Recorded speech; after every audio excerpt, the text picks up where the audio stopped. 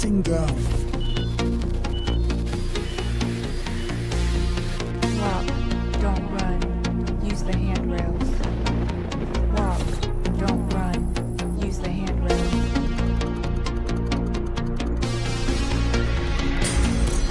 Neon Temple simulation reboot in progress.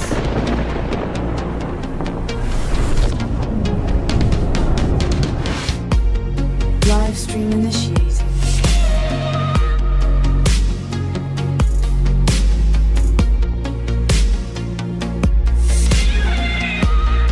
Stabilizing environment.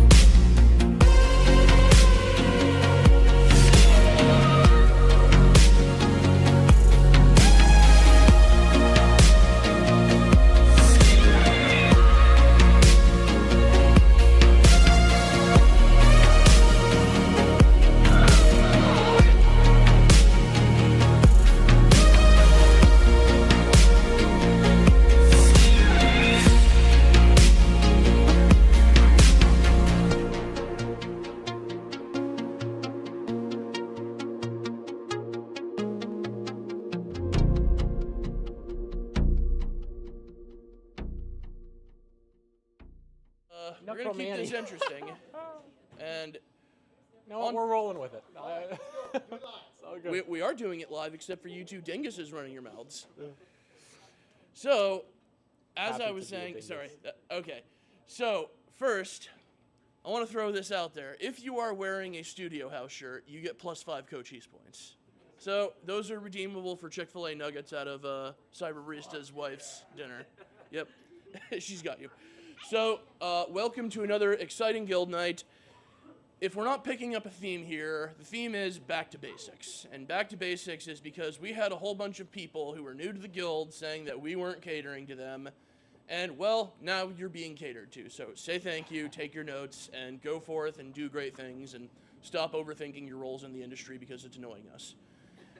You know who you are. So, next week, we are going to take a break from the technical stuff because we've been going a little hard in the paint, and we are either going to do a board game night here at the temple, or ... we are all going to meet up at an escape room, and the temple will pay for your tickets. Okay, it sounds like, out of curiosity for the people here, who would rather go with option 1, board game night? Me personally. Okay, who would rather do the escape room?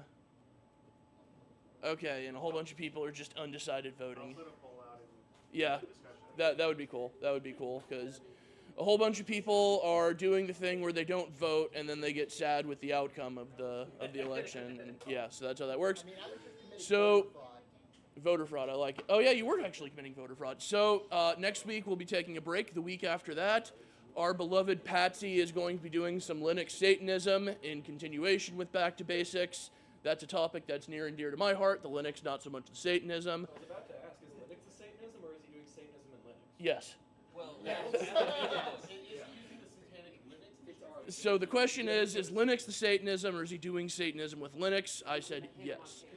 So after that, we are going to wrap it up with Snake Charming with Furio. That's going to be a very interesting intro to Python for those of you people who can't code, which realistically is like 98% of the Tampa Bay cybersecurity industry. Stop sucking at coding, and you'll find your job. There's the secret to success. We are almost through the calendar for quarter 1 and quarter 2. Of course, Prepper Month is coming up on the calendar. Fun things are happening. We're getting range days planned. We're getting more camping days planned. The end goal of our camping days is we want to eventually end up in Georgia by the time it gets hot as hell down here in summer. If you still haven't been on a camping trip, get on one. With that, I'd like to introduce a very special person in our heart. And I was actually thinking this week, as we were going over his talk, how did he get this handle? And I know how he got this handle. I remember it was Dino Dave who said that this individual to my left, which would be your right, says that he looks like somebody who would try and fix your network of all its security flaws and make you a latte. And since then, the Cyber Barista has definitely cleaned up some and improved his look and improved his outlook on life because we rescued him from public education and possibly having his entire existence death starred by Elon Musk at the wave of a hand or something. I don't know what he's doing. Is he cyber sommelier now? He's not cyber sommelier. I'd say he's more like a Yeah, I guess a cyber concierge, if you will. I hold your networking cables like this. Yeah, and wear a thing cyber over my Bruce own. Wayne or something. And he has had an interesting journey, which I hope he details in, because he has gone from. Yeah, there are chairs back there. He has gone from being a high school music teacher and dealing with all of the turds that will eventually end up in Hillsborough County Jail to, yeah, to now doing cybersecurity and securing the cybers, and he's had quite a journey for that. And also kind of going, not only being a cybersecurity professional, which I consider a derogatory term, but also being a hacker. So, Cyber Barista, can we get a good round of applause for him, please? Well, thank you. Many of you know me, but I am Mitchell, but you can call me, I'll answer to Mitchell or Cyber, Cyber Barista, or just Hey Tall Guy in my general direction. Oh yeah, what's up? But my journey to come to be a cyber professional started when I was 6 and I learned that you can build a computer. And that was nuts to me. Tonight, the hardware necromancy, I know that we had an intro to networking, and in that we sort of brushed by networking hardware as well. So tonight's talk is more so geared at making it so by the end of it, you understand all of the parts that make up a computer. And like my boy Captain America over here, you go from it seems to run on some form of electricity to I understood that reference when you look at computer parts online. So my journey to cyber. I was a high school music, drama, English teacher. I had 5 different preps. Every day I taught a film class, a musical theater class, a regular theater class, a technical theater class, and 2 English classes to seniors. English 4 to seniors. Yes, yes, for about $7 and a pack of gum. Yes, to people barely younger than me, and they brought that to my attention quite often. Now, learning to navigate that classroom situation where I was told quite often to F off, but they were less PG. Yeah. It was like a C school. I worked at St. Pete High. I mean, if you look it up, that's where I worked. Yeah, I mean, they have an IB program, but they also have like the population of the surrounding area attending that school. So you get all walks of life. That made me very resilient, and while I cherish my time there, and if any of my students ever care to look me up afterwards, I miss them dearly. My favorite part of teaching was getting to impact those students. I went and worked at a company that I cannot name because many of you know who it is, and I'm not in the business of slandering people in cybersecurity.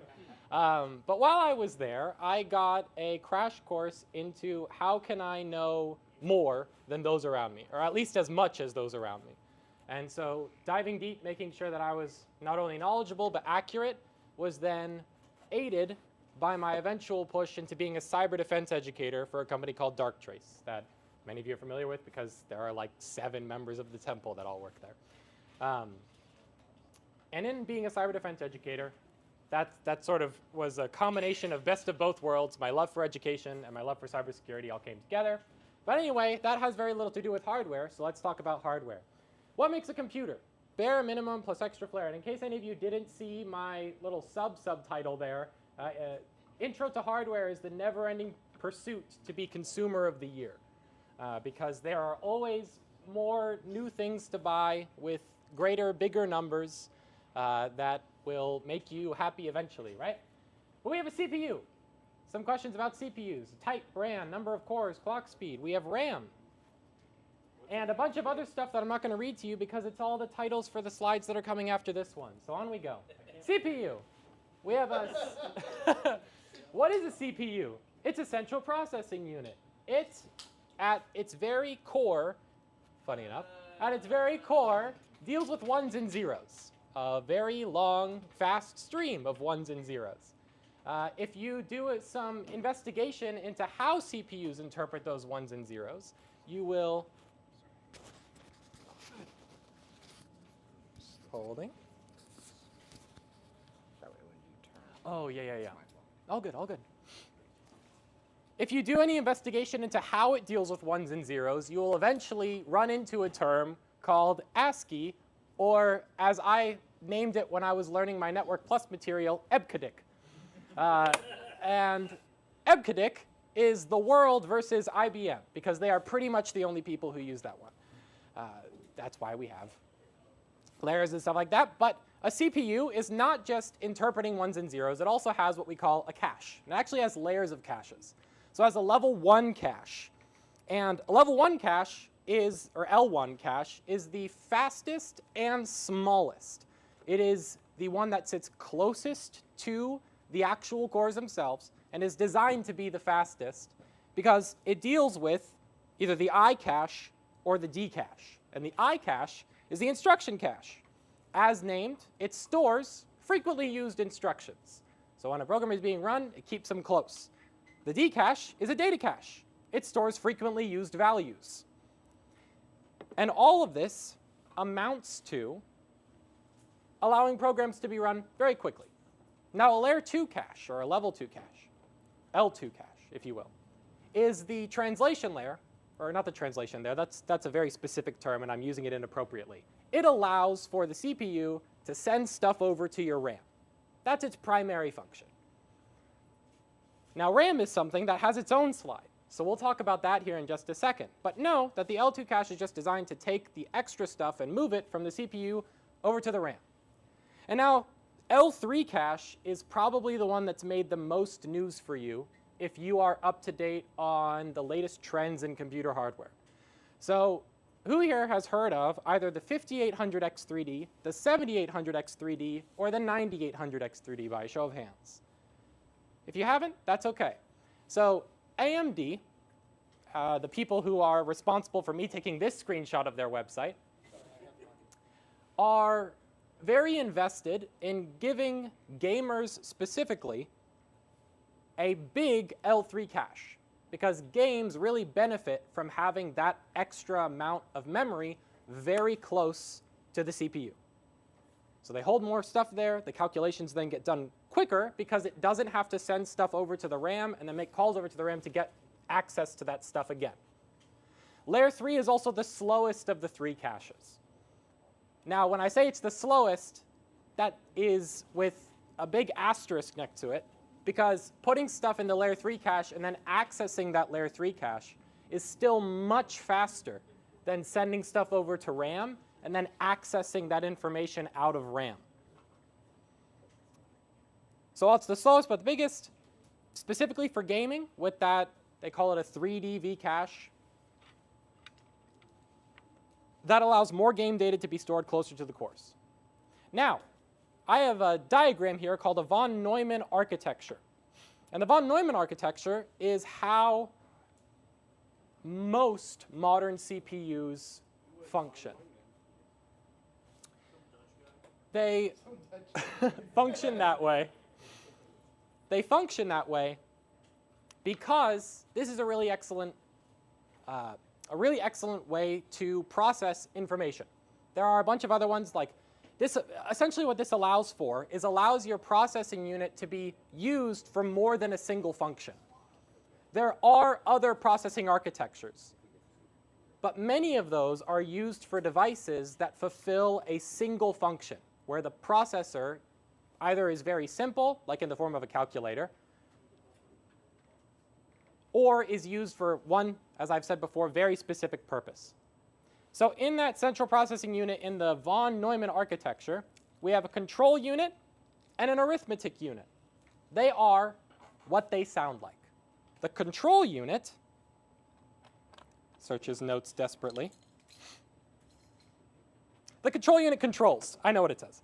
The control unit controls what's going on. It is responsible for the management of the program that is being run through the CPU. The arithmetic or logic unit, as it says, is used for arithmetic, like adding, subtracting, multiplying, dividing. It's also used for the enactment of operators, like and, or, nor, stuff like that. The memory unit holds the information in it that the central processing unit uses in the program. So it holds the program in place. Then we have inputs and outputs. Inputs is usually whatever you're doing to the program. Outputs is whatever the program does as a result of whatever you did. Anyone have any questions about CPUs? Yeah. What CPUs in your MacBook? What CPU is in my MacBook? I have an ARM processor in here. And now ARM processors are something that will cover, yes? Is ARM RISC architecture? I'm not sure. It's good. All good. Sorry, we're making No, all good. I just think that that's going over my head right now, but that's okay. All good. snipers, no sniping. But ARM processors have a unique aspect to them. They essentially function like a processor, but they have certain things about them that make them better in some ways for certain use cases than other styles of processor. Usually around things like efficiency and, in certain cases, speed. I mean, ARM processors allow for a significant degree of speed because they're all printed, everything's printed together. Now, I did AMD and Intel here. I grabbed screen grabs of their websites because if you go into processors, you can see that there's a large variety. And when we build a computer together at the end of this talk, we're going to make some choices for what processor makes the most sense given our use case and our budget. AMD makes fine processors. Intel makes fine processors. If you go into mobile hardware, NVIDIA at one point made fine processors. Qualcomm, you've heard of those people. Really depends upon what you're talking about for what manufacturer of CPU you're going to arrive at. Yeah? What is your take on Intel Management Engine? I apologize. I don't know enough to answer.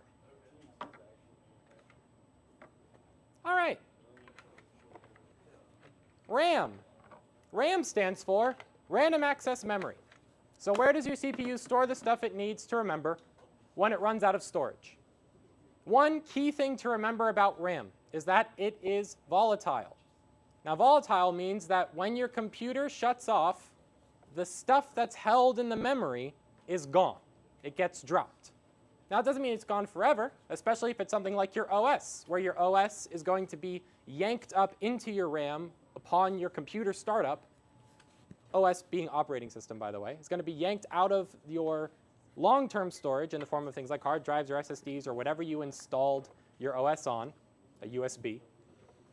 And it's going to be taken into RAM, and then it'll be run there so that you can interact with your computer like I'm interacting with a Mac, and you might interact with a Windows or a Linux device. There are standards, and because I didn't feel like typing out DDR 5 different times, I did a little regular expression. It's DDR, and then the naming convention is 1 through 5. We do have DDR 1, 2, 3, 4, 5. You can think of the standards when they were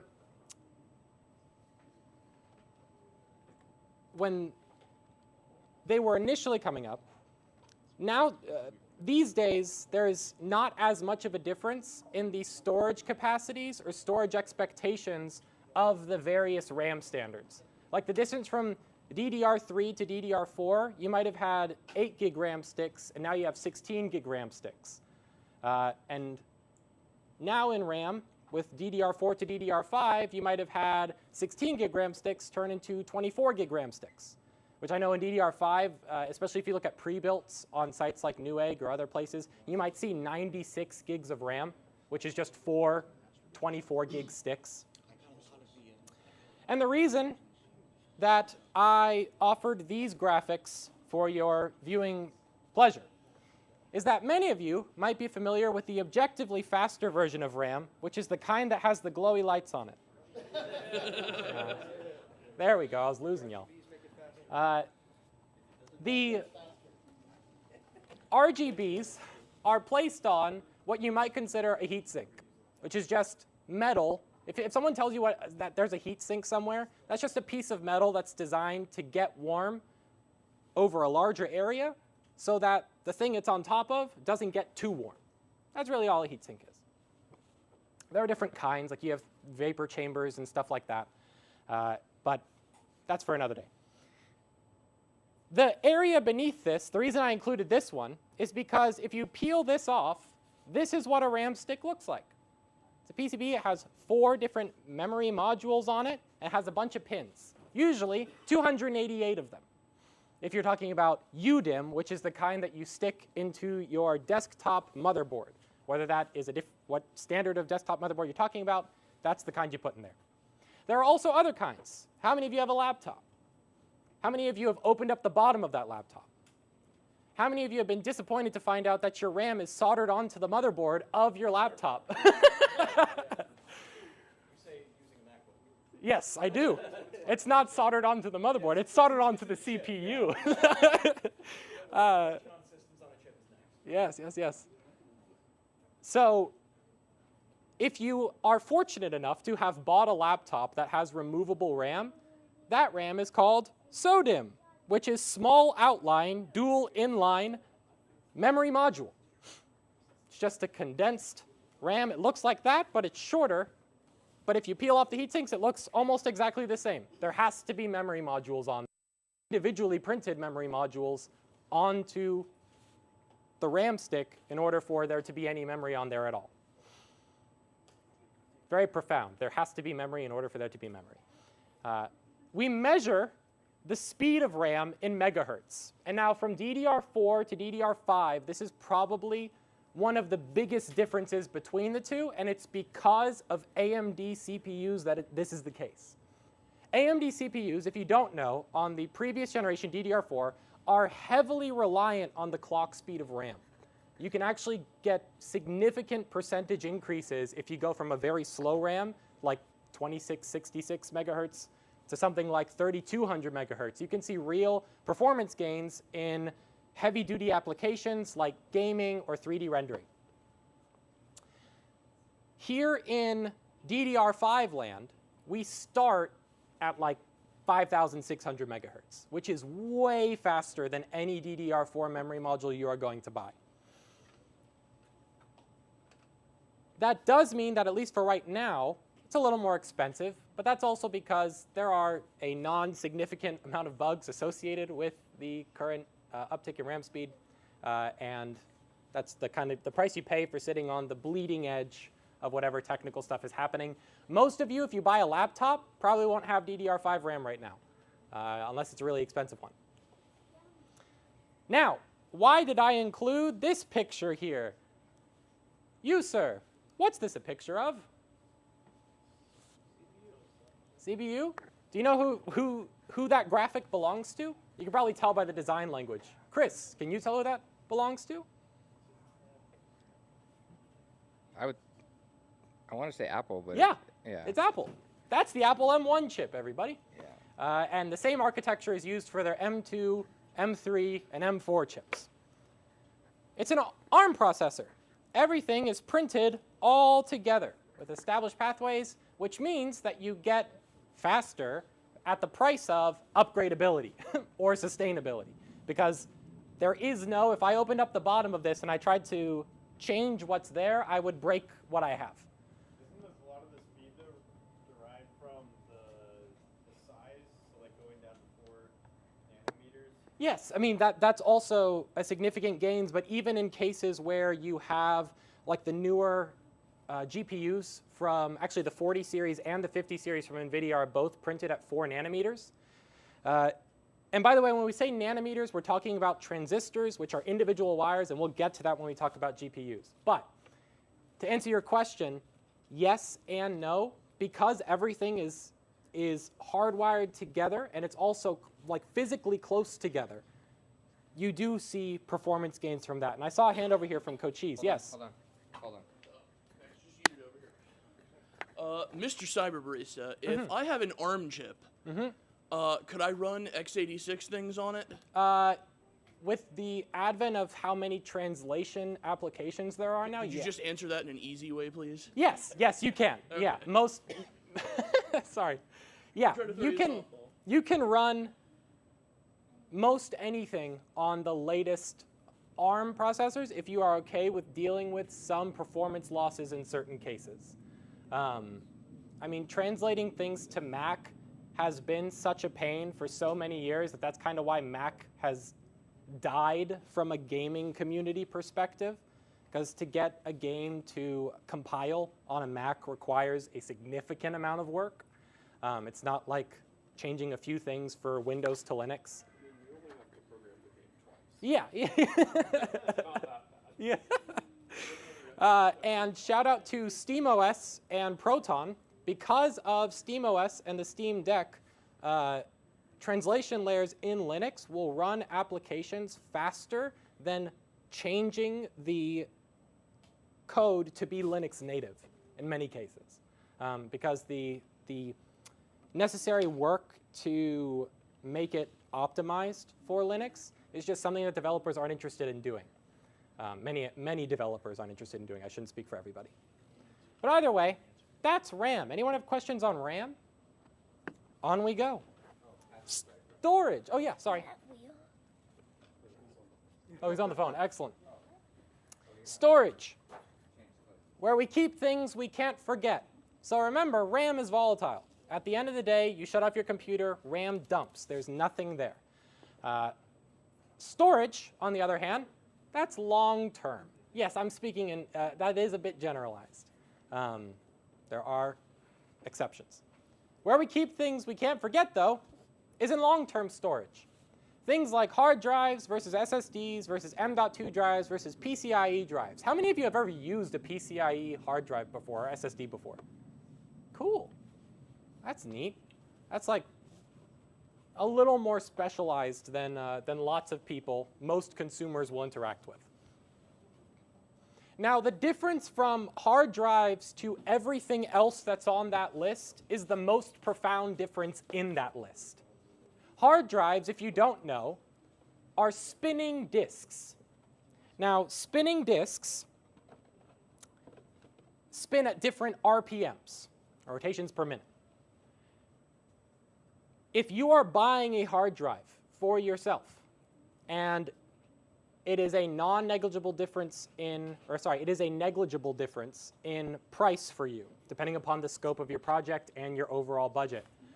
Buying anything under than a 7,200 RPM hard drive for you, a consumer, to use is going to make it so you have long loading times and things that are storage intensive, longer than normal loading times. And in fact, hard drives in general for very resource-intensive programs like video games. And I know I keep returning to video games, but one of the things that lets you show off how much money you spent on whatever computer you bought is how many, can it run Crysis, you know?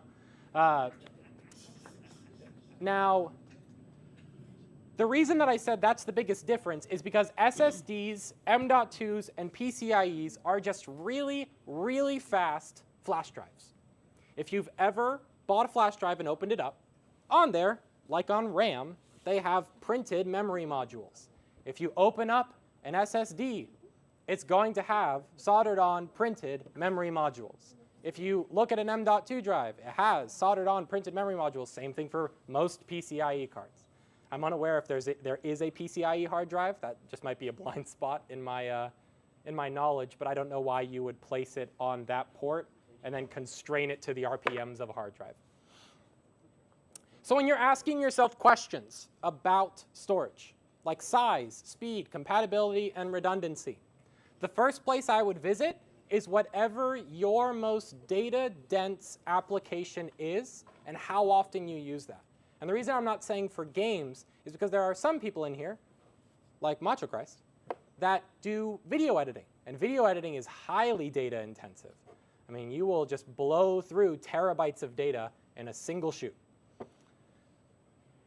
So for that case, you might value size more than speed, especially if you do not have unlimited dollars. So you might buy something like a 20 terabyte hard drive at 7,200 RPM, which is something I saw today from Seagate and is kind of nuts. What's the price? It was like $384. That's not bad at all. It's like a really solid cost per, they say like cost per gigabyte or something like that for when you're doing value structures for large storage devices. Speed, like I mentioned before, if you're going with hard drives, you want to aim for 7,200 RPM. I mean, you can have a 5,400 RPM one for things that just might not need that fast of read-write speeds. There are business applications that I can think of that would fall under that category. But if you're using the computer daily, you want to use it 70 to 100 RPM. And on here, I had a calculation for how fast that is, but I can't find it. So we'll come back to it later. On the other hand, when we're talking about SSDs, we have ideas of what's called a sequential read or sequential write speed. They actually often offer you both values now. And sequential read or sequential write speeds are just when we place it under load, when we ask it to transfer large sums of data, how fast can it go? This might be in gigabits per second.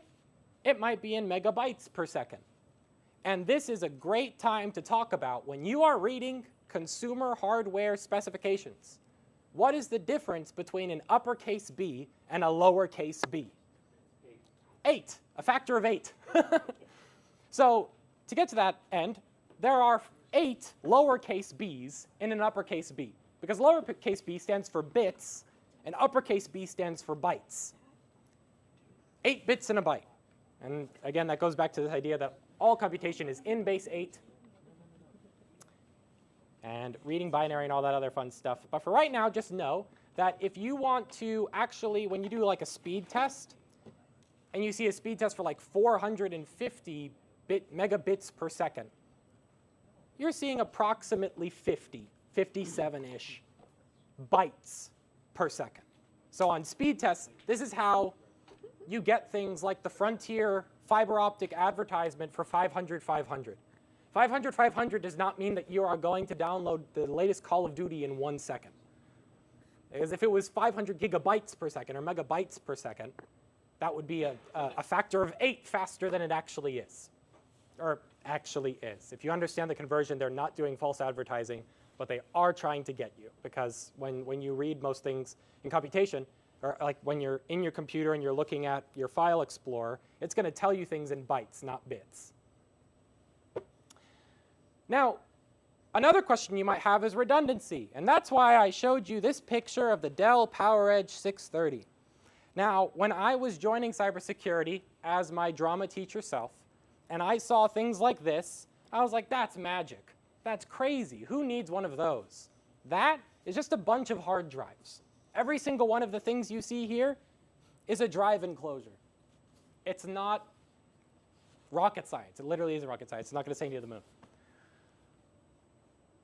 So when you are analyzing things like this, and especially when you get up to the point where you need to deal with 40 drives at once, why would you ever need 40 drives, especially if it's at like 20 terabytes a drive? Well, you might not need 40 drives worth of storage. You might need 20 drives worth of storage and redundancy. And redundancy is where we get to a little phrase called RAID. And RAID is redundant array of independent drives. And we have different options for RAID. We have RAID 0. Most of your laptops and your computers are in RAID 0. If you receive a drive failure, unless of course you are someone who is very diligent about their own personal data redundancy, in which case, good for you. But my MacBook, RAID 0. His laptop, RAID 0. There's no secondary drive backing up the original drive, which is what happens in RAID 1. So RAID 0 is no redundancy. If the drive fails, it fails. There's no backup. You have to send it off to a disk recovery place and then cross your fingers if there was something really important on there that service can recover at least part of your data for you. In RAID 1, though, you have a 1-to-1 redundancy rate. So you have 2 drives, and the second drive is a copy of the first drive, which means that from a cost perspective, you have to pay for twice the storage you actually need to receive that level of redundancy.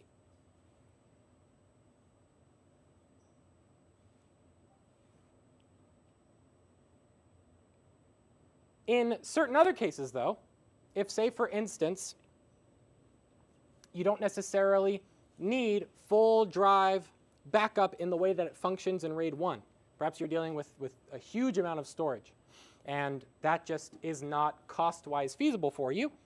You have options like RAID 5, where Medium amount of storage.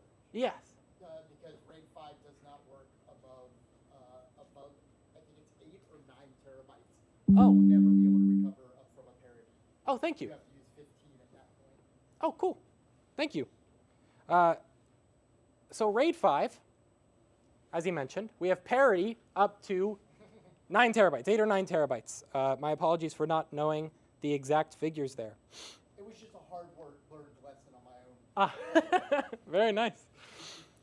It has a fault tolerance of 1 drive in RAID 5. 1 drive can fail, and the system will do its best to recover the information that's from that drive because it has essentially a running backup of whatever information was there. RAID 6 has double parity. Now, RAID 6, you can have 2 drives fail. And because of the parity and what's called striping, you can think of it like spare tires. In RAID 5, you have 1 spare tire. So if one of your tires blows out, you're good. RAID 6, you can have 2 spare tires in the back of your car. Outside of that, though, you no longer receive any redundancy. So if you have 7 drives fail and you're running in RAID 6, you're kind of SOL on that one. Yeah, you're screwed.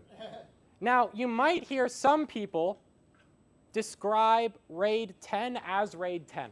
A better way to think of RAID 10 is RAID 1 plus RAID 0. It's literally 1 and 0 smacked up next to each other. We just call it RAID 10 because we're lazy. Not actually. The only thing to think about for RAID 10 is it uses that striping and mirroring. So it basically combines the best parts of 1 and 0. Yes, go ahead. Why would you want RAID 10? What's the advantage there? From my understanding, it offers high speeds of RAID 0 and the redundancy of RAID 1. Thank you for the question. The only thing about RAID 10, though, is you need 4 drives. If you have less than 4 drives, you cannot use RAID 10. It just will not activate. So you need at least 4 drives. And if that's a budgetary consideration for you, it's a budgetary consideration for you. But there we are. So, Mr. Cyberbarista, if I'm just a silly little high schooler or college student, what RAID do I want? Probably RAID 0. Why? Because your information is not mission critical enough on your device to require high levels of redundancy. What if I have a meme folder that I can't lose? Then back it up to Dropbox or any cloud-based service that you are interested in. For like $2 a month, you can use someone else's architecture to back up your stuff, which is always nice. All right, any questions about storage? Yes? So, if I've got a nice laptop and it's got a SSD in it, how long can I have that laptop with no power before the SSD loses data that it's carrying? I truly don't know. How much time? That'll depend on the laptop, actually.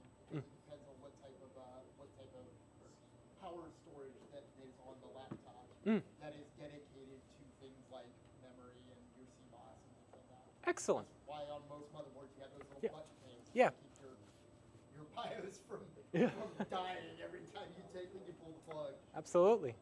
Well, the short answer that I learned is if your laptop has 0 power and that SSD has 0 power for more than about 6 months, between 6 and 12 months, it can start dropping bits.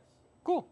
Thank you for sharing that. So to say what he said into the mic, in most, or as he found in most cases that he's familiar with, the average amount of time is between 6 and 12 months for a laptop with 0 power before the storage, the SSD storage on that device starts becoming compromised in certain ways. So it starts dropping bits, as he said.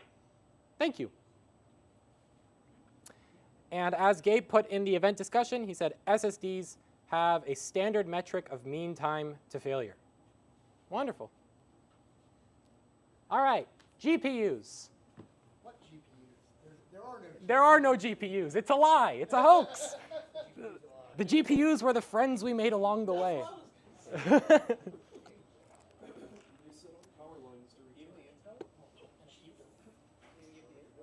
I will give 5 sidebar points to whoever can tell me what this is.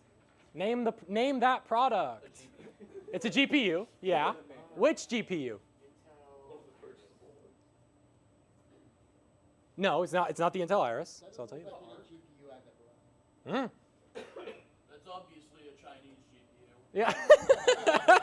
Yeah. So that is the PCB for the main board of the 5090 Founders Edition, which is currently sending 275 watts through one cable right now, burning down your house. Talk to me about that afterwards if you're interested. It's crazy. But the reason that, oh yeah, seriously, if you can get one, it burns your house down as a thanks.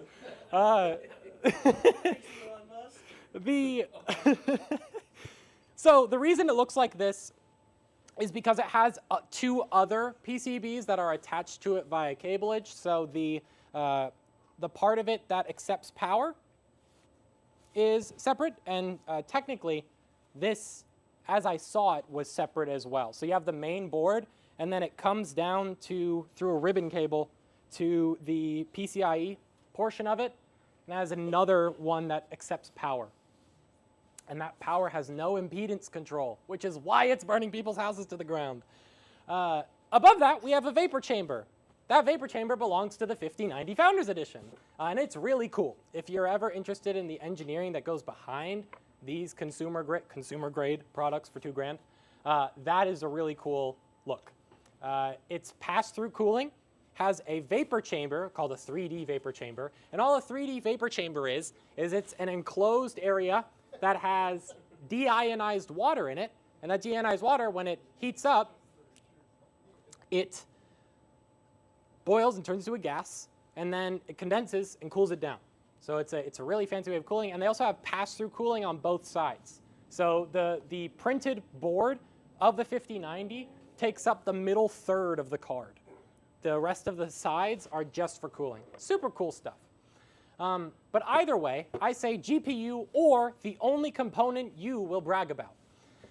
Graphical processing units, pretty much a computer that you plug into a computer. It's a dedicated piece of hardware where graphical information is sent there by the program you are using, whether that be a 3D rendering program like Blender or a gaming program like any game that runs in Unreal Engine. Runs poorly in Unreal Engine, but that's a different talk. So it has its own processing unit and RAM.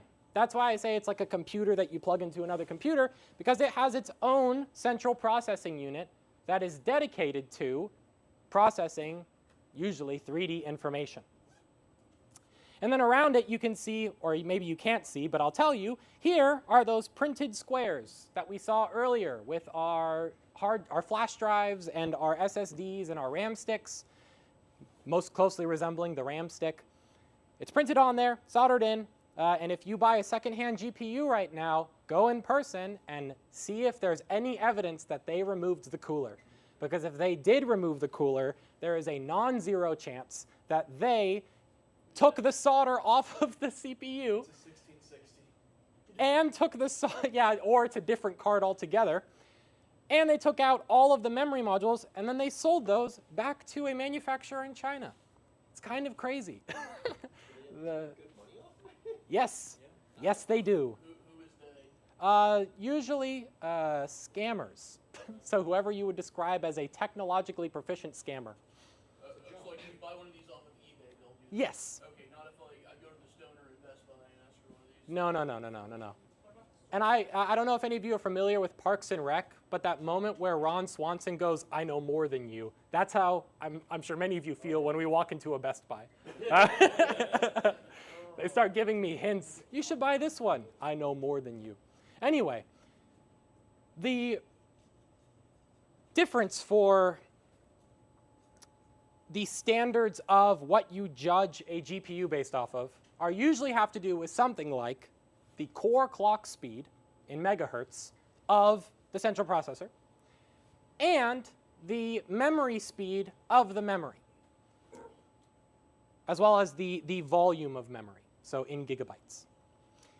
We have rankings for different versions of the memory that we used for GPUs. We start off with GDDR2, and we go through GDDR7, which is only present in the latest 50 series cards. So eat that, Intel and AMD. Just kidding, they make good stuff. Sorry.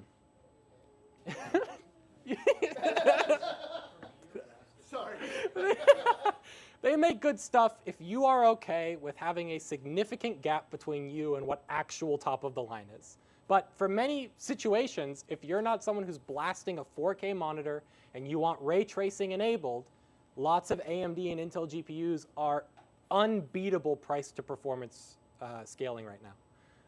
You had a question or a statement? Yeah, well, I'm going to tee this up and then I'll answer it if we need to. But why are GPUs very important for like people in offensive security or cybersecurity? So password breaking or password cracking, if it is GPU accelerated, is orders of magnitude faster than if you did not have a GPU to carry some of that load. Am I representing that appropriately? Right. Yeah. So the big thing with GPUs, like especially from our little like area of like cybersecurity, what he's talking is absolutely correct when you're talking about like running games and things like that. But the value of a GPU for us, especially for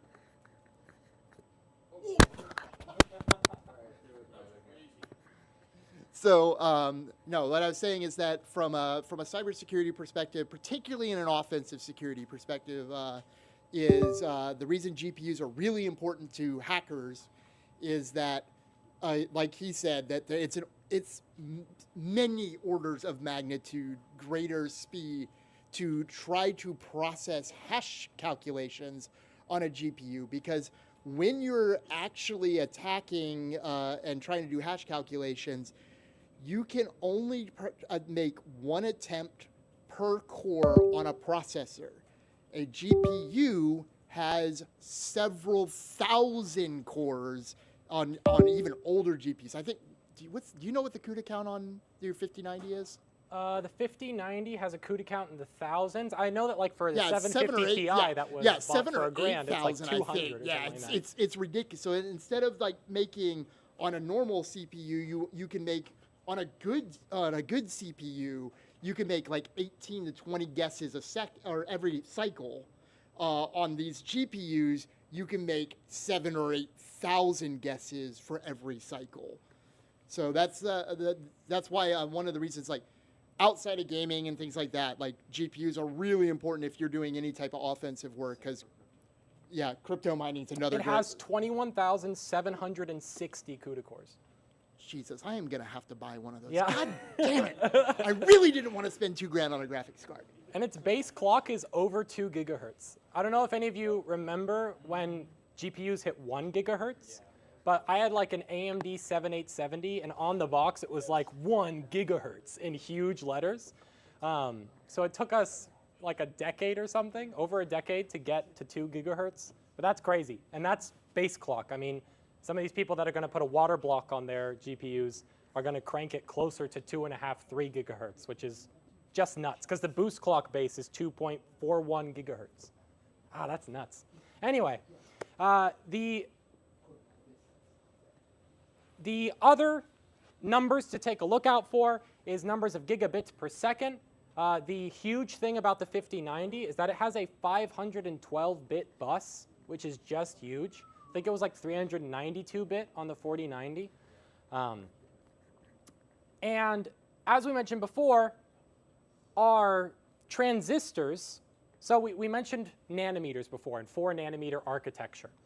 The size of a nanometer is insane. So a strand of DNA is 2.5 nanometers, which means each transistor, which is essentially a wire on a GPU, is 1 and change DNA strands wide or thick.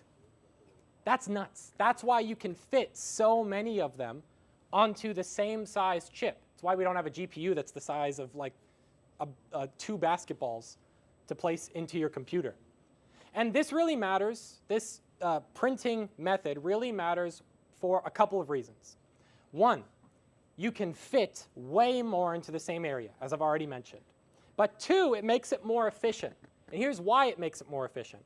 Because you only have to get current, enough current, run through the processor to activate a space 4 nanometers wide, which makes it wildly more efficient.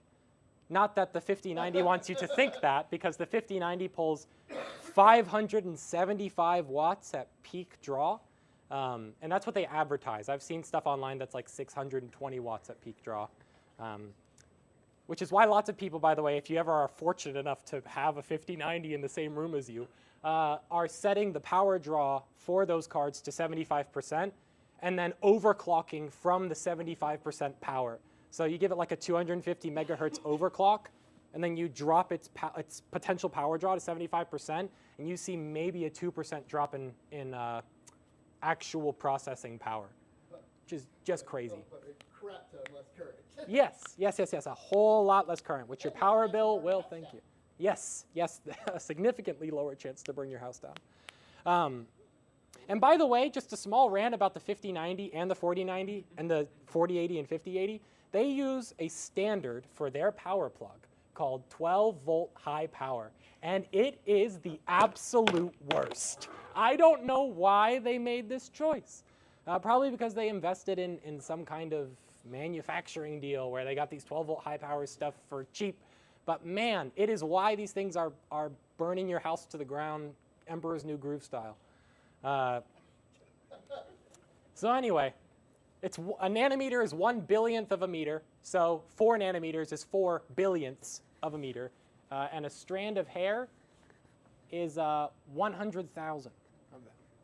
They can't even use normal light for the lithography anymore. Really? That's They cool. have to use ultra. So one cool thing that I nerd out on is they can't even use normal light to do the lithography anymore.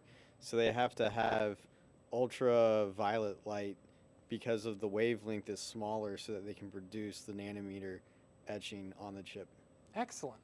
One Dutch company that makes the hardware that does the ultraviolet lithography. It's the Zeiss lens on it is the flattest known surface on Earth. Wow, that's crazy. Just to jump back a couple things, or a couple slides to CPUs. One other thing is about Intel. Now, Intel has this wonderful rating system called I and then a number. So it's usually i3, i5, i7, i9. The reason that i9 is more expensive than i3 is because it was a more successful print of the wafer. i3s represent that there are 3 working parts of the intended 9 working parts that actually made it through the printing process. So that's why they look the same. They're the same size because they are the same size. They just turned off the parts of them that did not print appropriately. Which means in the future, if you have like AI-powered robotics, you can grab an i3 and repair the remaining 6 cores, which would be a kind of cool, it's a fun mental exercise to run through that Rab and I discussed a few weeks ago. Now power, unlimited power. It's your PSU, as what you refer to it as. It has a wattage value and connectors. Now most of these are standardized because of the standardized needs of hardware. So they'll have things like a 6x2 for the 12-volt high power connector, or 2 6x2s for that 12-volt high power connector. You'll have a 24-pin ATX. That 24-pin ATX is the motherboard. It's the biggest connector you'll have to maneuver, and when you're doing cable management, you will feel uneasy when plugging it in and then turning the cable as far to the right as you can for cable routing purposes. I just did that and it hurt. Yeah, you're like, I have to be breaking something, right? But either way, we have things like 4-pin Molex connectors. Those are used primarily for things like your in-case fans and powering all of those. You have your 15-pin SATA cables. Now, 15-pin SATA cables, that's how we get power to our hard drives and our SSDs. It's not how we get power to our PCIe ones, and it's not how we get power to our M.2 ones. Our M.2 ones get power by leeching off that current that the 24-pin ATX is giving the motherboard. We also have 6-pin PCI Express. Again, that's when, yes, go ahead. Like you were mentioning the plugging in the actual cables and having to manage it, how to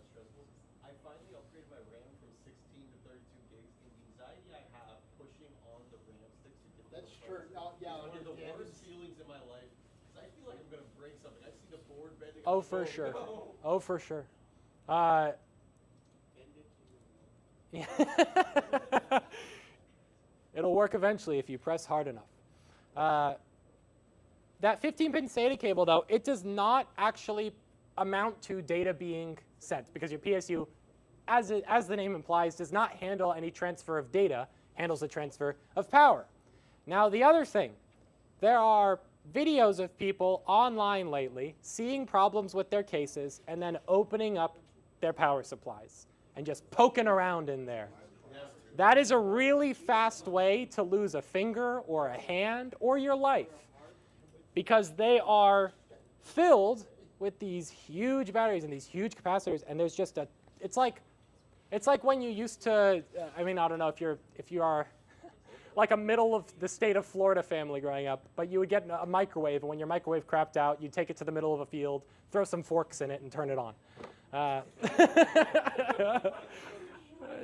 You know. I'm just going to point out, that's not an exclusively Florida thing. Yeah, I mean, yeah. The majority of the Midwest probably has engaged in that as well, and the West. Blowing up microwaves is fun. Yeah, it's also very dangerous. But though nothing is more dangerous than CRT TVs, man. Those things will actually blow your house up. Yeah, go ahead. I just found one of those. We have a really big old one that we just put on the porch now. Nice, nice. We don't know if it works yet, but we'll try that. Heck yeah, when I had my Wii growing up, I took my Wii upstairs, and then I had this big CRT TV that was the size of my torso. And I carried that upstairs too. Now, for mobile devices, we don't measure mobile devices, or rather the advertising for mobile batteries is not going to look like a 1,000-watt power supply. That's not something that you're going to read for that. You're going to read stuff like watt hours or milliamp hours, because that's telling you a rating of how long is this battery going to hold a charge when you are asking charge from it.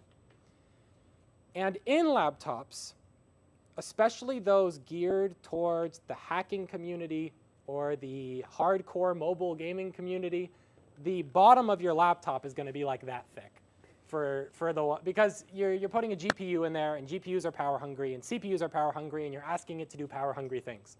So it has to have a huge battery in it. So if you look into battery technology, there's significant, oh man, I cannot remember. If you asked me like 2 weeks ago, I can remember the battery type that goes into mobile chargers now that allows for a 100-watt charger to be like that big. Gallium nitride? Am I right, Danny? Nickel gallium nitride. There we go. Please spot the domestic terrorists. But as I put it, so here is a default Chinese brand of power supply for your desktop grade computer that you can put in there. There are different form factors, and that matters depending upon what case you're choosing. And there actually have been huge strides made because of the battery technologies like nickel gallium nitride that allows for you to have a 1,000-watt power supply that's like that big around, that looks like smaller than like this turned sideways, and like two of these. It's crazy. But that allows for you to have these insane builds where you have a desktop that has a 5090 in it, and it's like this big. It's like a shoebox turned on its side. Anyway, they are highly dependent on efficiency, which is part of the reason that you see such a heavy push for ARM processors, because when it comes to efficiency, ARM processors just kill it. I mean, they are the latest ones coming out of AMD are highly power efficient and have real integrated graphics. It's not like your CPU is having an identity crisis anymore. So ARM processors and things of that nature help with efficiency, which make laptops smaller, more powerful, and last longer. So you can have like a full day battery charge, even a 2-day battery charge on your laptop with continuous use. All this power connector stuff up here, if you're not familiar with it, your motherboard has a manual.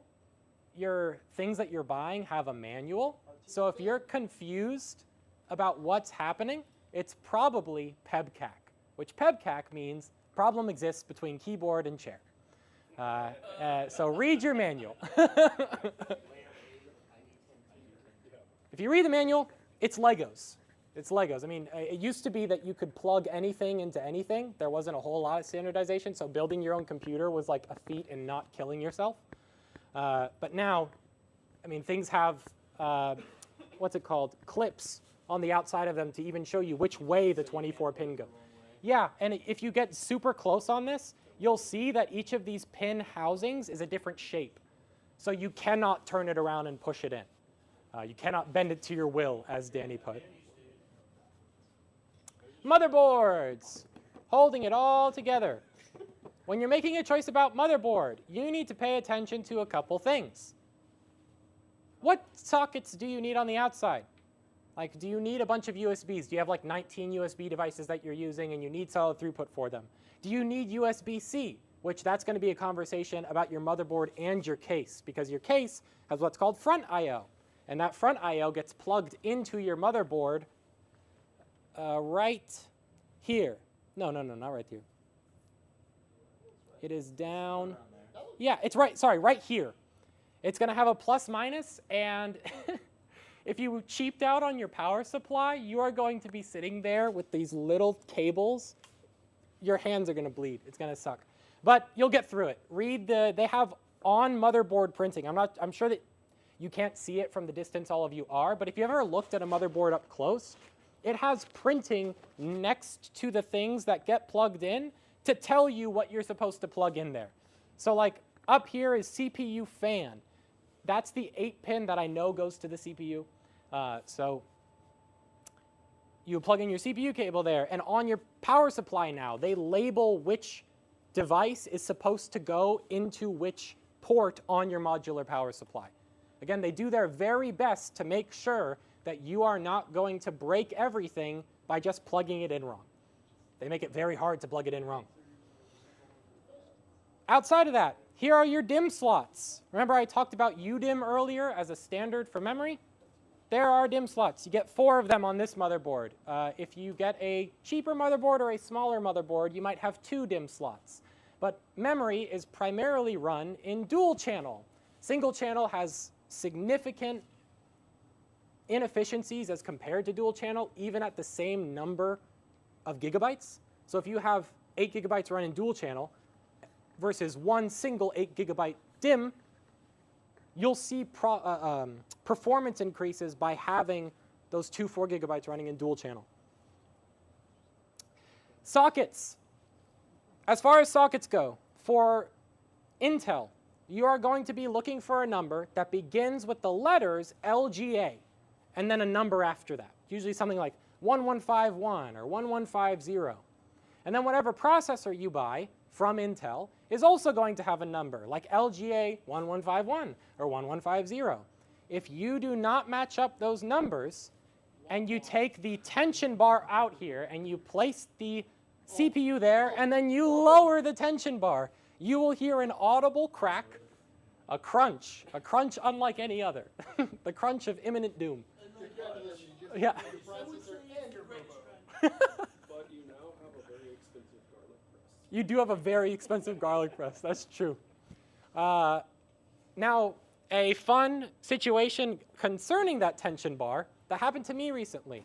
So I was installing a new cooler for my CPU, and that cooler came with pre-placed on thermal paste, as many CPU coolers do. You take it out and it has thermal paste there for you. Yeah, you just wipe that shit off. Yeah, you can you can wipe it off and put your own on, or you can trust the manufacturer at your own peril.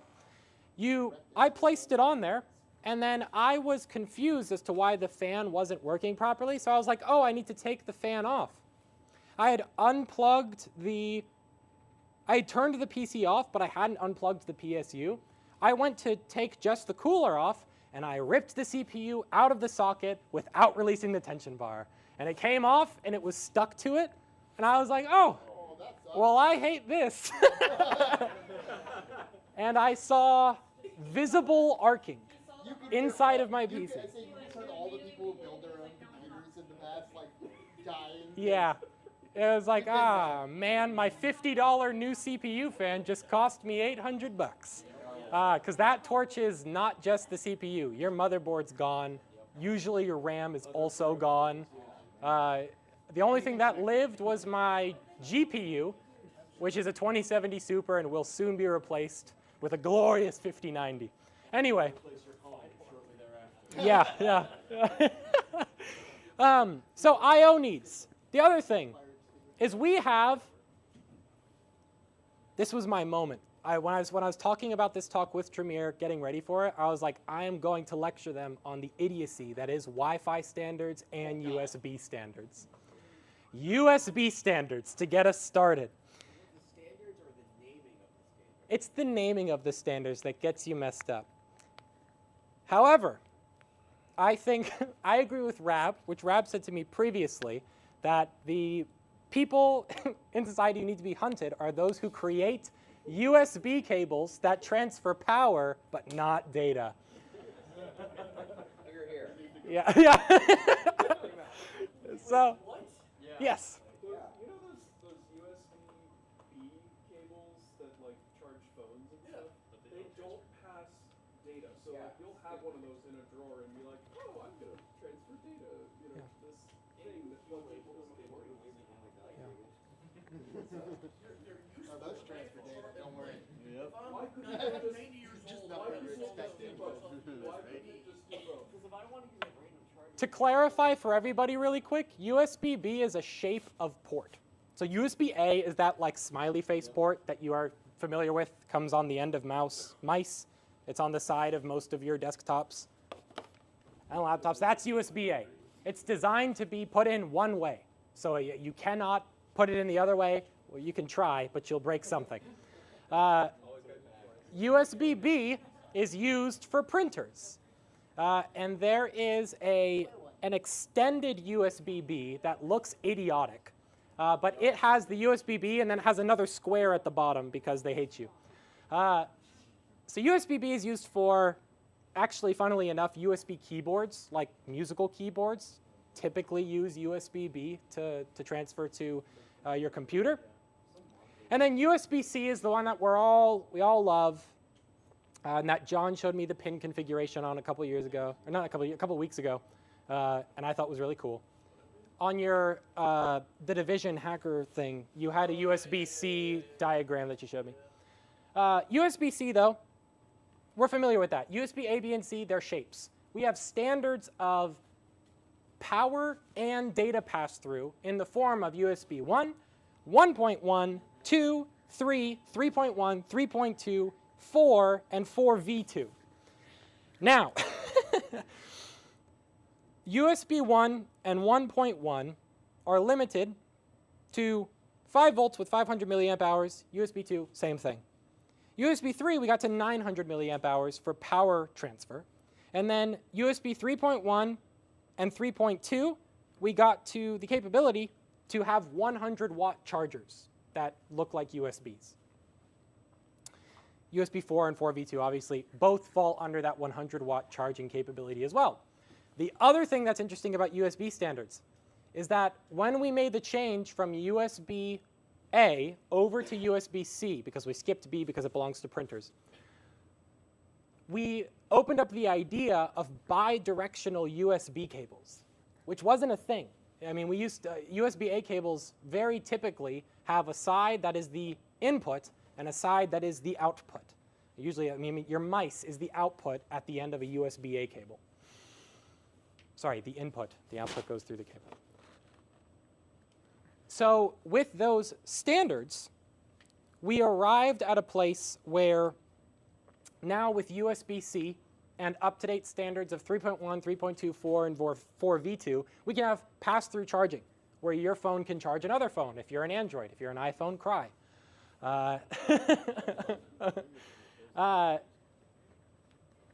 And with those data rate considerations, if you've ever used USB 1, I feel bad for you, but it's 1.5 megabits per second is what you're limited to. 1.1 is 12. USB 2 is 480. USB 3 is 5 gigabits per second. 4 is 40 gigabits per second. And 4v2 is 80 gigabits per second. And technically went from 5 to 10 to 20 with 3.1 and 3.2. Which is why, if you have a cable drawer, as I'm sure all of you do, a drawer filled with cables, and you choose one of those cables poorly, like you are at the end of Indiana Jones, and you're like, man, this is really slow. Change cables. That's probably it. Yes, the blue is what clues you in that it's at least USB 3. Cool, yes? So you're talking about the colors. So why do you have USB A ports up there that are white, blue, and red? Because these are USB 2 ports. We still use them. Yeah, it's They're- really common on modern hardware. They, The bottom ones are probably eSATA. yeah, these are 3.2. All of these are 3.2. And then that's BIOS USB 3.2, so that's used to put your BIOS on there. Now, the other thing that you're going to be looking for when you look at I/O is it's going to say things like 2.5G. And it gives you the G, but remember the all-important letter B that distinguishes bits per bytes, or bits or bytes. I looked at this motherboard. It's like a $200 and something motherboard. That's 2.5 gigabits per second on the LAN port, which the LAN port is the RJ45 port, or the place you plug in the Ethernet cable. It's the internet. Yes, it's the internets if you don't want to use the Wi-Fis, which are equally ridiculous. Speaking of Wi-Fi, down there we have Wi-Fi. And you might be wondering to yourself, why does the Wi-Fi look like a place you plug in something? It's because it is a place you plug in something. On most modern motherboards, the Wi-Fi module on that motherboard is going to require antennas that you attach. So you'll receive something in the motherboard box that says Wi-Fi antennas, you plug it in, and then you place it somewhere high. Then you promptly just throw those away. Yeah. And plug an Ethernet cable in. Yeah, and then you need Wi-Fi 2 years later when you're at a LAN party and you're like, ah, man, I should have brought my 100-foot Ethernet cable. Below that, we have mic and line out. So that's mic input, line output. And the SPDIF out, that is an audio out. That is the Sony Philips digital interface format. If any of you have used a soundbar, you have a cable that plugs in using that port. And it is the most fragile cable you will ever use. If you look at it wrong, it will crimp. And if it crimps, it is done. It just will not, it just cuts off signal. It doesn't get all the way through. All right. I won't harp on about Wi-Fi standards. Displays.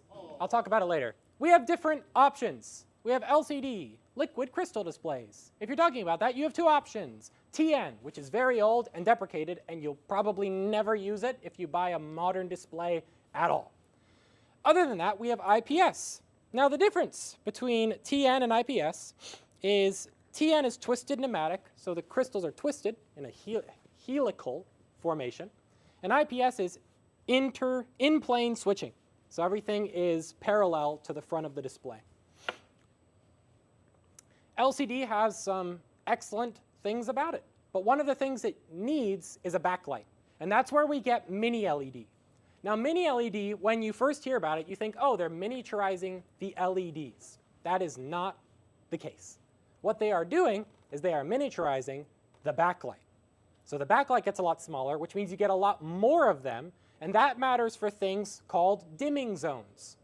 On older displays, how many of you have used a mouse on an older display and the cursor shows up white and then it has a little halo around it? That is called halation. Oh, the Halo theme. Halation is something that people disliked. So they came up with better ideas. One of them was mini LED, and that's excellent. It's cheaper than the alternative, which is OLED. And under OLED, I put the bullet point inky, because everyone says, oh, it's inky blacks. It looks like ink. That is because OLED is organic light-emitting diodes, and every single pixel is self-lit. There is no backlight to cause halation. That is why it looks inky.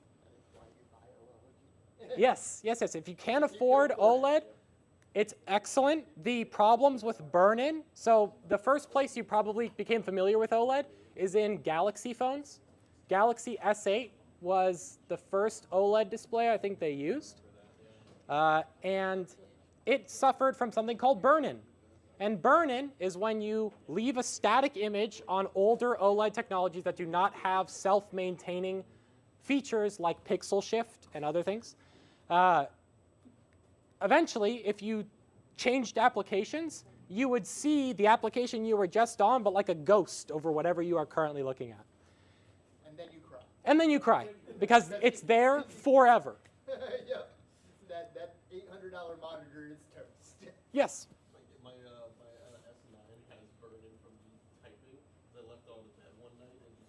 Yeah. Yeah, it stinks. But modern OLED panels like the G9 that you might be familiar with, the G8, any LG OLED C4, and when we're talking about these things, by the way, if you can buy an OLED panel, buy it from LG or Sony. That's not just brand loyalty. Here's why. LG makes everyone else's panels, Samsung included. Sony makes their own panels. So you know that it was quality tested and that you are not going to get a bad batch of OLED panels for whatever screen you have. Because there are marked differences or markable differences between a well-made OLED panel and one that was just in a bad batch of manufacturing. And the ones that are in the bad batches, they sell to people like Samsung. But they're under different SKUs. So like if you actually do your research when you're buying monitors, you can get incredible deals on the exact same panels. Yes, that is true. That is true. I have a big old 65-inch LG OLED C4 TV as my primary monitor at home, and I love it. Outside of that, what are your remaining questions you need to ask yourself? Yes, go ahead. Can you speak of the glory of curved monitors for 10 seconds and voting for escape room while there's still time? Oh yes, vote for the escape room while there's still time. And then curved monitors is one of the questions that you'll ask yourself when you're talking about display size. Display size is an important question for viewing angles, and there's actually many graphs you can look up online where you can see on average how far away you are from your display, and then what size should that display be to fill up your vision adequately without going outside of the angle of viewing that you naturally possess as a human. One of the things that can help this is curving the display, because curving the display gives you the size of the display, but it curves towards you, so it technically takes up less horizontal space to give you the same display size. And if you're looking at curvature, there is a number that's like 1800R or 1500R, and this talks about the steepness of the curvature of that monitor. And I believe that the lower the number, the more curved it is. But I would say that rating of the radius. Yeah. Cool, thank you. Rating of the radius of the curve. Aspect ratio. Most of you are going to be dealing with 16:9 displays unless you buy a modern Windows laptop, and then you'll be dealing with a 16:10 display, which is just slightly taller. Outside of that, if you're buying a monitor, 16:9 is what you will typically deal with. It looks like this. There's also 21:9. 21:9 is your typical ultra-wide that's not too ultra-wide. And then you get your like 50-inch ultra-wide monitors, and those are 32:9. They are actually double a 16:9 monitor. It's actually a 54-inch curved monitor in 32:9 is the equivalent of two 27-inch monitors placed next to each other. Put three of them around and just Yeah, you're locked in. Like, awesome. That does sound awesome. And then refresh rate, I would say that if you are buying a monitor that is decently expensive, you're going to be getting at least a 120 hertz refresh rate. That is kind of where it starts. Now, with DisplayPort 2.1b, which is the latest DisplayPort cable rating, at 1 meter, 3 feet, you can have a 3-foot cable that is capable of lossless 4K 240 hertz or 2K 480 hertz. And that is a data throughput limitation. If you get a cable that's longer than that, you will lose signal simply because of the amount of signal you are sending. And there is a couple of crazy monitors that came out of CES this past year because the 5090 was coming out. So it's pretty much the only thing that can run Minecraft at 4K 240 hertz. Not talking about other things. So those are the questions you got to ask yourself, but more so than refresh rate, if you are looking at a TV and that TV says 120 hertz but a 5 millisecond response time, change your choice. Response time is the amount of time that it takes for the display to show you what you are doing.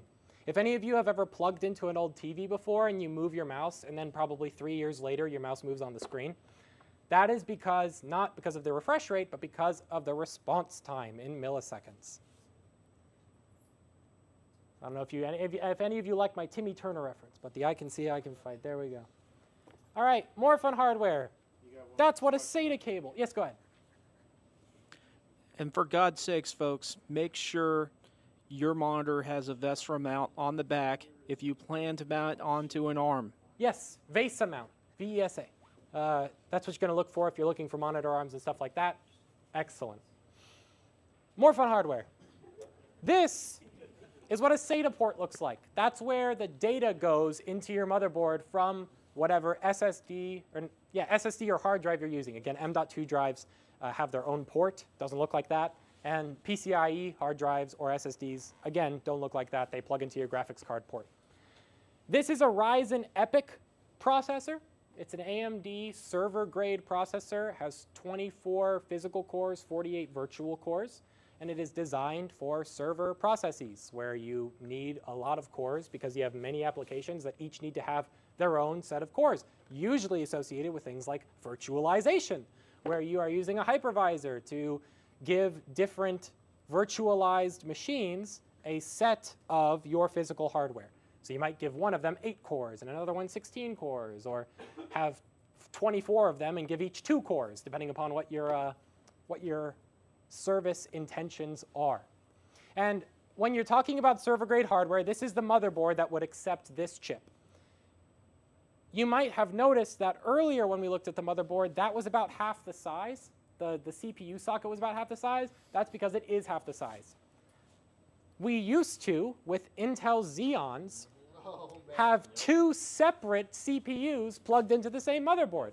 It was kind of cool and pretty finicky. We also used to have SLI, so cry my heart out that I can't have a $9,000 computer with 5 5090s in it, or 2 5090s in it. Well, ask Terahash what happened with the 3000 series when they tried to put 7 of them in a case. Oh, I will. That sounds good. You're hashing things instantly. Or you're blowing it up, one of the two. They were putting out so much heat, they were melting the chassis. Ah, very nice. That's really funny. So as servers require, we have a large number of PCIe slots, because PCIe slots are not just for your graphics card. There's lots of things you can put in there, like a network interface card, or things to that effect. The DIMM slots, we have 8 of them, so that you can achieve ludicrous numbers like 192 gigabytes of RAM. I can have that in my consumer PC. Yes, with 64 gigabyte DIMM slots, yes, or 64 gigabytes RAM sticks, yeah, you can, which is crazy. Along the side here, we have 8 SATA cables, or 8 SATA inputs, that is, separated into different sections. Even more fun hardware. I refuse to be a shill for any company at all, so you can go figure out which case that is yourself. Go ahead. Sorry, back to the previous slide. I got sidetracked. Go ahead. Teeing you one up here. What's the difference in the RAM in a server versus in a consumer desktop? To my knowledge, it would be volume, but is there some Error correction. error correction? Okay, thank you. So error correction is the difference. Now, even more fun hardware. You're going to need to put all of this in a case, unless you're just going to run it on a test bench forever, in which case, I feel bad for your ears and the heat of your room. The case here, we have different standards for size of motherboards. We have ATX, we have micro ATX or MATX, we have ITX boards. The only reason I'm bringing this up is if you are building a computer, you need to make sure that your case supports your size of motherboard, because the screws go in different places. And if you buy the wrong one and you go up, well, just like when I'm repairing a car, if I have leftover screws, that's good. If you have leftover screws, probably something isn't working. Yeah, extra screws means you did a really good job. You earned more screws.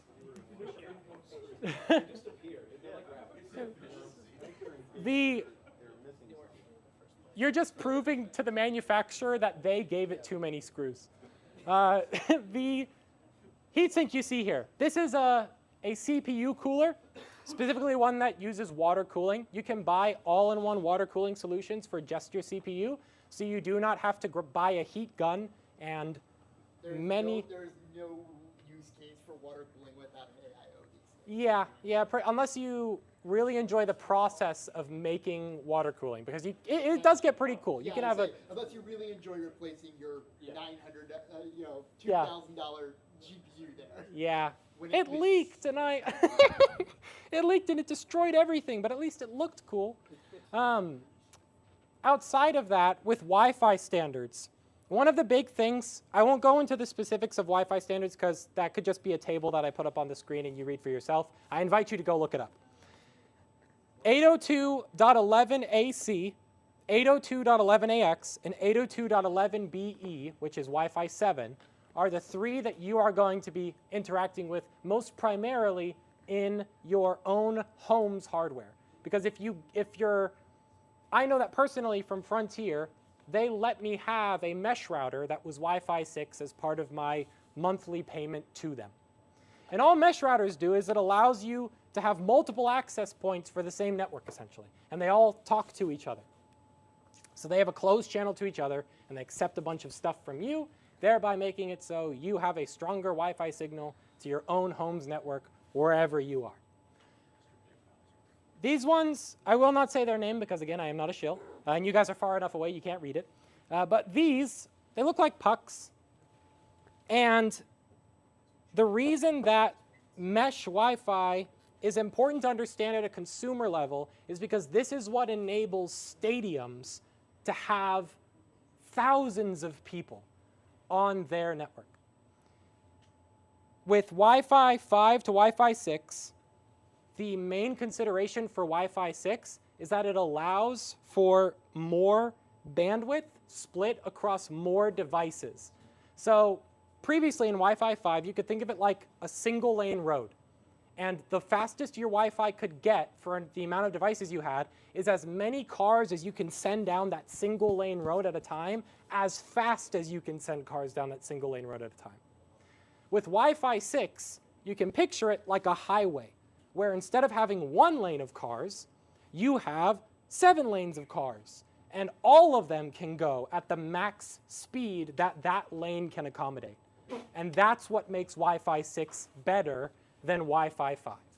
Again, IEEE has a bunch of write-ups on all of these standards if you wish to read them for yourself. But I found it wildly interesting and thought it was worth sharing in our hardware talk today. It's great light reading. Yeah. You want to wind down before bed. Yes. Now, we are at an hour and a half. So instead of building a PC, I think, yes, go ahead. Yeah, go ahead. Uh-huh.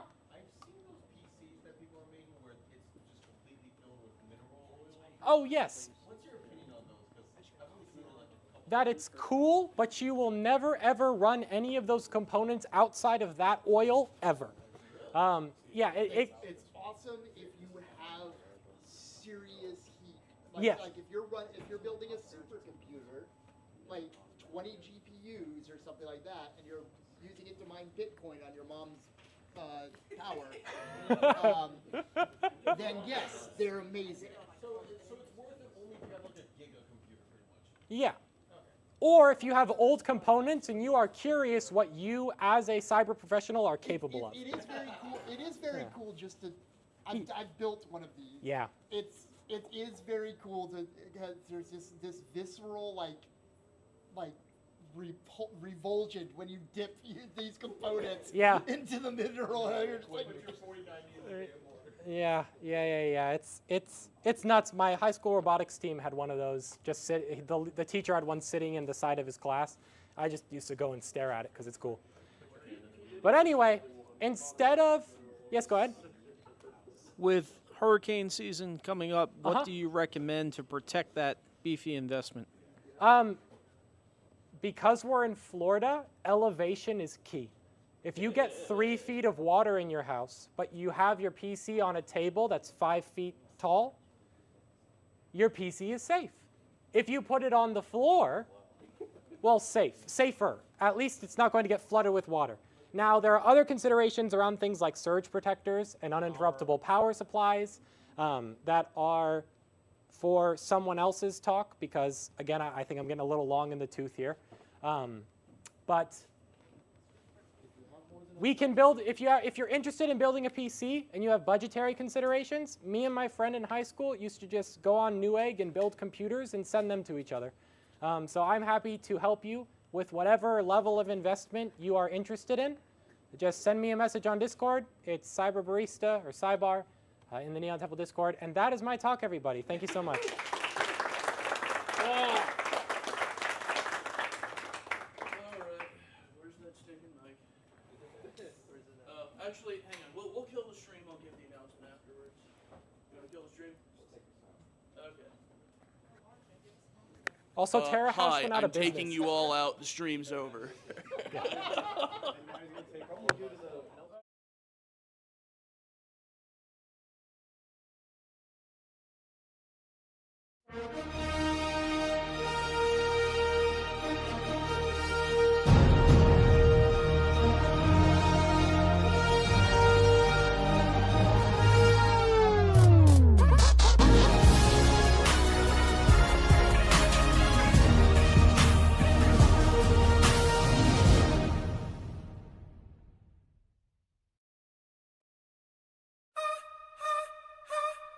It's time to say goodbye.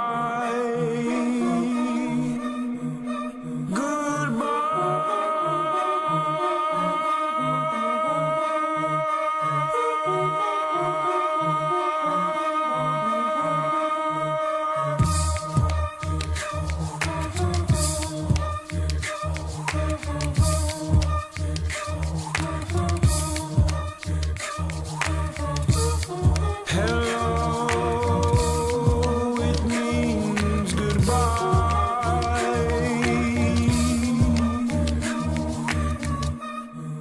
You will soon learn what it means to say